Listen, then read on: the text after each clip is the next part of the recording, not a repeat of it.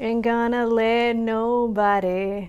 Ain't gonna let nobody turn me around, turn me around, turn me around. Ain't gonna let nobody turn me around. I'm gonna keep on marching, keep on talking. Reverend Eric Terrell has a sharp memory, but has lost count of how many protests he's organized over the decades. Oh my God. More than 100. More than 100.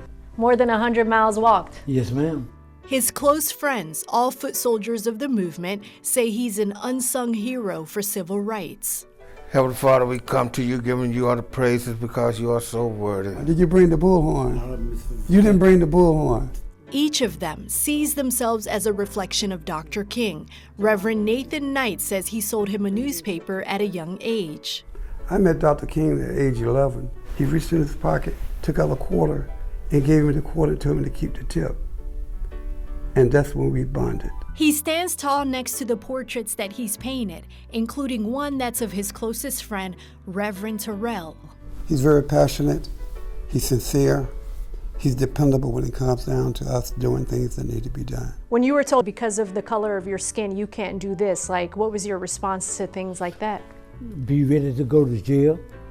Every time? Every time. There is a lot to reflect on with civil rights icon John Lewis. In the summer of 2020, I ran into Reverend Terrell while covering Congressman John Lewis's funeral. He used that moment to encourage the young generation to take their pain to the polls. Sharing that colorful message while wearing the iconic blue overalls and the red shirt, a trademark look of civil rights legend Hosea Williams. The red shirts for... The blood is in the streets of America. And the blue overalls? It's for the tears of the foot soldiers.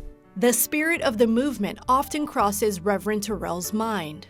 The day that we lost Dr. King, it was a big hurt, like a big letdown, because he was a leader. A leader. A great man that was among us. What does MLK Day mean to you? Work. Work and continued work. And continue to work. Tell me about that. Well, when I say continue to work, I mean to work among your people and lead them in the right way. Because if we don't put our young people on the right track, they're going to lose sight. Reverend Terrell is hopeful that this young generation will rise to leadership positions, not just in job titles, but in action. Somebody got to take this road,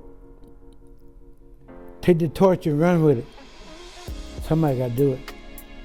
And that's what I always believe. And that's something the young people don't understand right now.